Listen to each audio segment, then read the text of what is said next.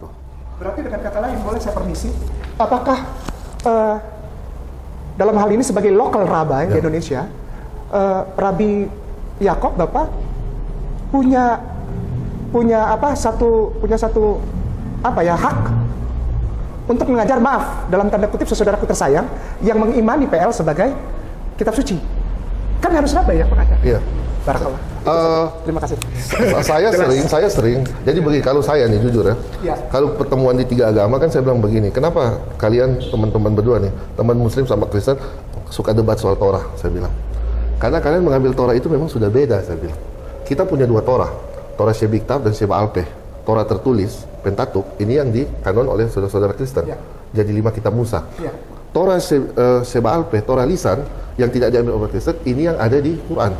Oral Torah. Oral Torah apa isinya? Siapa istrinya Kain dan Habel? Para ustadz pasti tahu. Pendeta sampai ketua sinode nggak ada yang tahu. Karena mereka mengambilnya kan cuma yang tertulis. Lalu di situ ada cerita tentang sebenarnya saya mau ada yang konteks yang Abraham itu istrinya, saya nontonkan yang soal poligami itu. Bapak khotbah, saya mau Pak Ustadz khotbah yang poligami. Abraham itu Ibrahim di Bible 3 kali menikah kan? Sebenarnya keturah itu orang yang sama dengan Hagar. Ada tertulis di dalam Talmud. Itu untuk menjelaskan bahwa Hagar juga bukan budak, dia putri Firaun. Dia bukan dia putri Firaun. Catat. Yang jadi memang langsung dari Rabi Yaakov.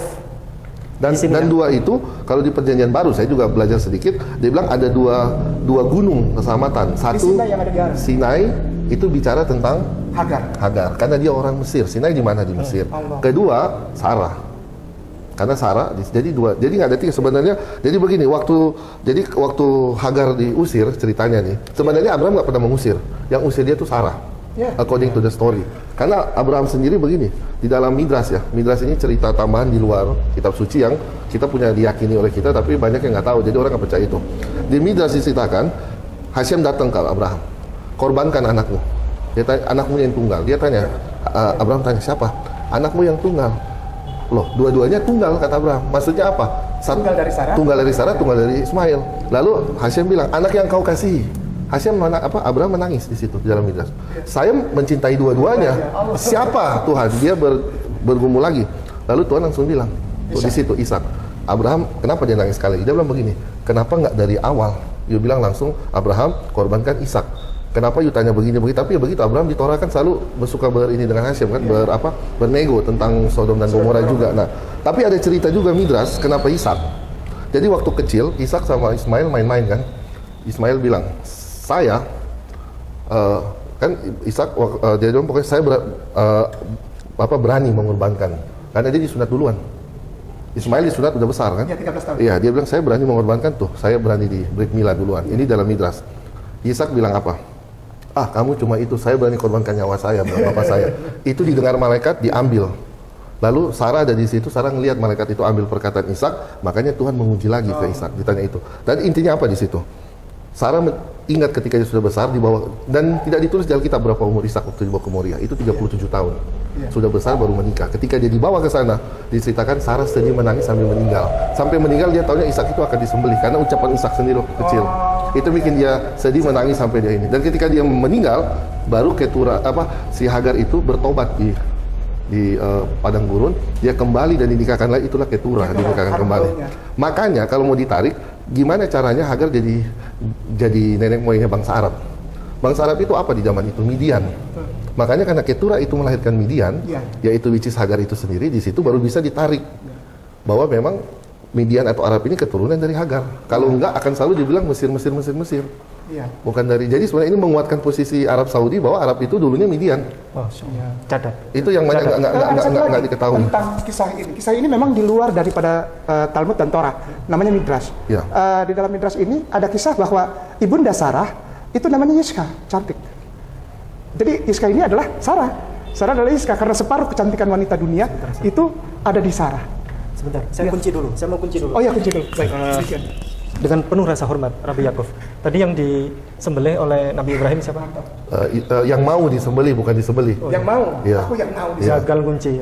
Gagal kunci. Kalau saya mau bilang kalau yang disembelih adalah kambing. Soalnya itu Gus Dur yang bilang kan kalau debat. Tapi kan ada ya. Ini sekedar keluar dikit aja.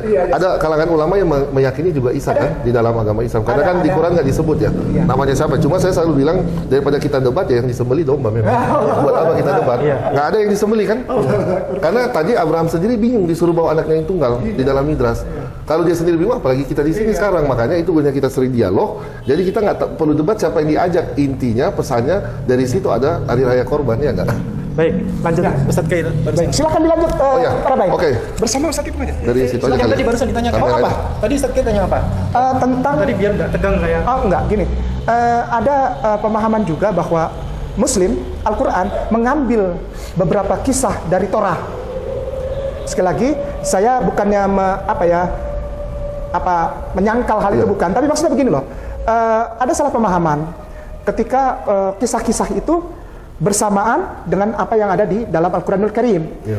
Karena kami sebagai umat Islam mengimani bahwa firman itu, kisah-kisah itu difirmankan oleh pencipta langit dan bumi yang tahu kisah sebelum hal itu sebelum Al-Quran itu ada, sehingga kalaupun ditemukan kecocokan, ya saya rasa it's not a big deal because it's come from one sources, from one holy sources gitu.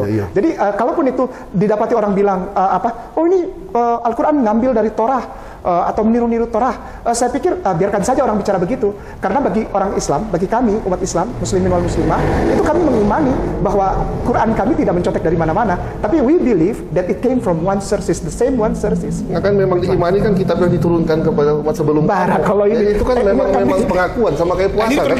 Kayak puasa kan juga kan puasa tuh di Islam, sorry ya saya bukan bilang apa, enak. Nabi Muhammad kasih meringankan, karena dia bilang agama itu untuk memudahkan, dikasih imsak. Kita nggak punya imsak. Yom Kippur kita puasa petang ke petang, malam ke malam, 25 jam. Kita puasa. Petang ke petang, malam ke malam. Iya, jadi maksudnya gini, petang itu malam, jadi kita mulai puasa jam 6 sampai jam 6 besoknya. Terus buka puasa lagi? Yom Kippur enggak, itu satu kali aja kebetulan. Untung nggak sebulan. Kalau kita sebulan begitu bisa ini turun badan. Tapi artinya begini, ketika Nabi Muhammad saya pernah baca kisahnya mendapat orang Yahudi lagi puasa kan 10 ini yang asal mula Muharram ya kalau nggak salah ya. Oh Asyura. Asyura ya, Asyura itu orang Yahudi lagi puasa kan dia bertanya kan, nah, kemudian diambil tapi dikasih imsak, dimudahkan. Jadi memang sebenarnya kalau di Islam itu ada kemiripan, lalu kemudian dia lebih dimudahkan, nggak seperti kayak hasil laut masih bolehlah dimakan untuk halal, nggak full banget kayak Yahudi nggak boleh makan udang gitu. Karena memang Nabi ingin memudahkan umat Muslim kan, dan membedakan juga. Kalau sama kan nanti kan kalau perlu dibedakan, makanya kan jenggot aja kan. Kalau sama kan sama orang Yahudi nanti kalau pelihara kumis juga kan. Jadi memang pembedaan itu perlu untuk tahu, tapi bukan untuk jadi permusuhan. Itu maksud kalau saya melihatnya seperti itu gitu, sehingga saya rasa ya kita hanya kurang ngobrol, kurang ngopi gitu loh. Yang bikin kita jauh tuh kita kurang ngopi berabad-abad masalahnya. Bukan cuma berpuluh tahun. Kalau kita sering ketemu dialog begitu, ya niscaya nggak ada lagi ketakutan atau kecurigaan gitu kan. Kita geser ke sana. Ya, saya sambil jelaskan ya. Jadi ini namanya. Rabbi Yaakov, mau izin bertanya lagi tadi, menurut Rabbi Yaakov, kampung Midian itu di mana? Ya, kampung Midian di mana? Daerah Midian itu sekarang itu Saudi. Saudi. Iya. Tepatnya di daerah mana kira-kira? Kan di peta ada. Itu benar-benar di dekat atas Arab Saudi. Makanya dibilang, tadi saya mau bilang itu yang ada dua perjanjian itu yang perempuan yang di tanah Midian itu maksudnya yang satu di tanah Arab, yang satu di tanah Mesir, Hagar waktu itu. Sarah, sorry. Gunung satu, Gunung Sinai. Jadi begini, Sinai sekarang itu sebenarnya yang disiarai orang itu palsu karena masih di Mesir. Kunci nih. Jadi ada rabi-rabi sama Ali itu yang dapat Sinai yang asli itu di Midian. Karena kan Nabi Musa alaihissalam ya atau alaihissalam, dia lari keluar ke tempat orang nggak kenal dia, berarti bukan di Mesir. Sinai yang asli ada di Jabal Tur. Iya, di Jabal itu rabi-rabi, makanya nggak ada satupun orang Yahudi ke Sinai yang itu kan tempat ziarah umat Ortodoks Kristen kan, ada biara Saint Catherine ya.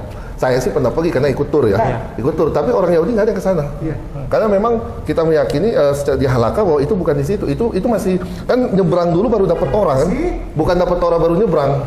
Jadi logikanya harus ini. Cuma memang kan dilarang oleh pemerintah Saudi di Jabal Tur itu kan. Tapi ada bekas kilat di atas, ada ukiran bahasa Ibrani kuno, Paleo Hebrew. Itu saya tahu dan itu memang. Saya malu bercerita sampai detail-detailnya tuh sama. Merinding saya. Karena begini, para penonton ini konsep Nabi dalam Judaism ya.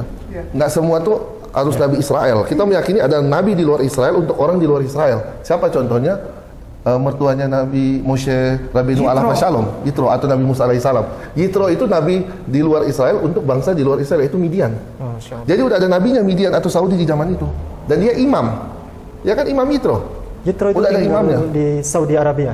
Kalau di peta kita lihat peta sekarang tanah Midian itu tanah Saudi sekarang. Ya. Saya ngeliat kan dia cuma memang karena jarang ketemu ngobrol bertiga gitu, jadi kadang ya suka gitu. Kalau kita lihat harus lihat di situ. Jadi dengan dialog itu kan nggak mengikis akidah kita, malah menambah akidah kita masing-masing. Kita mengkonfirm gitu loh, mengkonfirm iman kita masing-masing, itu yang nggak perlu ditakutin kan sebenarnya. Nggak perlu. Rabi, saya boleh jujur. Tadi malam itu saya baru ngobrol sama beliau sampai jam 2 malam. Dan setiap detil yang Rabi bilang itu telah saya ungkapkan sama beliau. Detil-detilnya ucapan saya, maaf ya, bukannya saya ingin riak dalam bahasa Arab atau menyombongkan diri. Ini seperti fotokopi? Oke, demikian.